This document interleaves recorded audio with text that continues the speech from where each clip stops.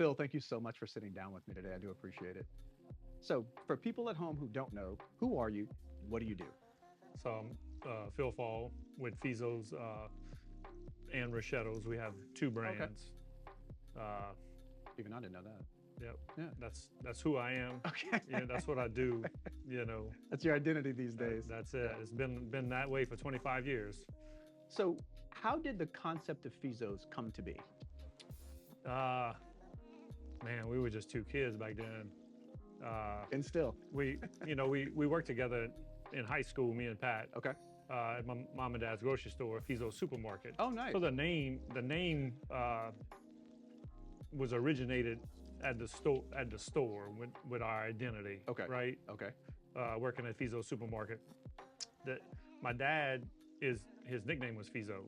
Oh. He played with these little wooden spools, and in French that was Le Fezzo. That's on the logo. Correct. Yeah, The okay, little spool awesome. of thread. No So idea. he got nicknamed that by the postmaster in Church Point. My grandmother went to the rectory every day and brought him, and he always had his Fezzo's with him. So he called him Little Fezzo. And it stuck with him from the time he was a little boy. That's awesome. And then when they went to open a grocery store, they named it Fezzo Supermarket after my dad.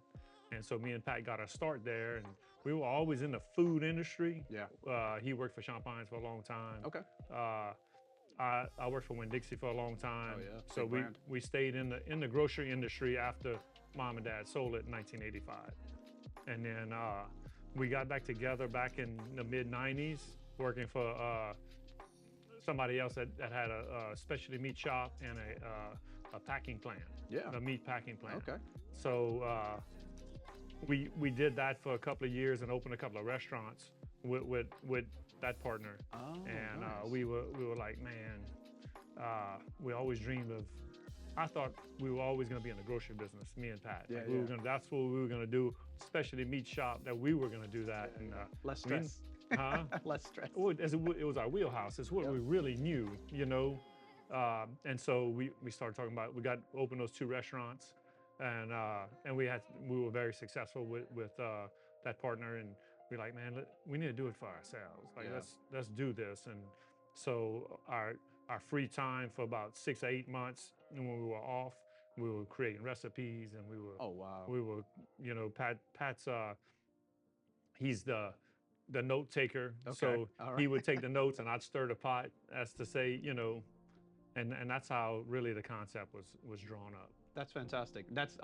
I've been a customer of Fezzo since you guys opened this Broussard location. I was here when the fire took place, and I was, 2018. Yeah, 2018. Yeah, absolutely.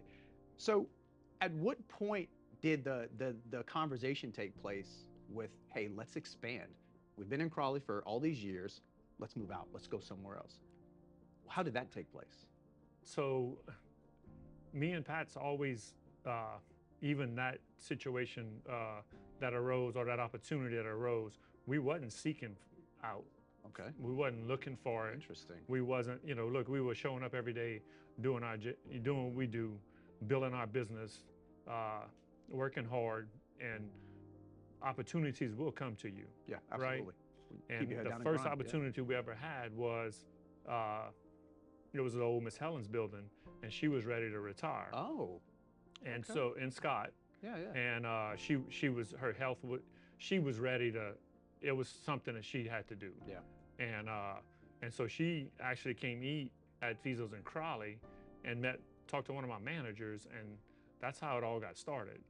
That's wild. And so we went, looked at the opportunity, and we were young, only a year in business, year and a couple of months in business. And there was two of us, so we figured, look, each have a location. Yeah, yeah. And so that's what made that opportunity available to us. So this is a question I'm especially interested in. Why Broussard? I love that you're here. Don't get me wrong. I don't want you to be anywhere else. But how did you get to Broussard? So there's a backstory to that. We were actually going to rebuild a Crawley location in 2013 or 14. Okay. They were supposed to do that service road that's there now, Mhm. right? And we kept waiting, and they never put the service road in. We actually had a contract on a piece of property on that service road, the one we're sitting on right now. Yep. In Crawley, we just rebuilt on the same piece of property we had the contract on 9 years ago. Apropos. And so we started looking at Broussard. We like, this don't look like it's gonna pan out for Yeah. us. So we really started looking at Broussard, and this piece of property, was for sale.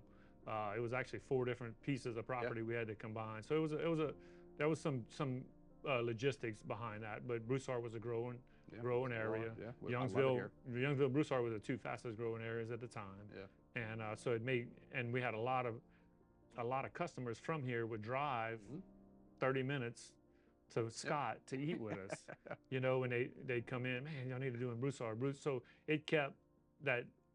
And then once that deal in Crowley fell through, we were like, well, let's look at Broussard. And that's what happened. That's how Broussard happened. Awesome. I'm so glad y'all are here. Phil, thank you so much for this time. I do appreciate it. If I need to pull you for a round 2, you got time? Oh, yes. I appreciate it, man. Thank you so much. To everyone at home, thank y'all so much for watching this episode. But before you go, please, please, please, it's super free to do this. I want you to smash that like button, crush that subscribe button, and ring that notification bell so you can keep up with everything we have going on here at What's Brewing. Until next time, cheers.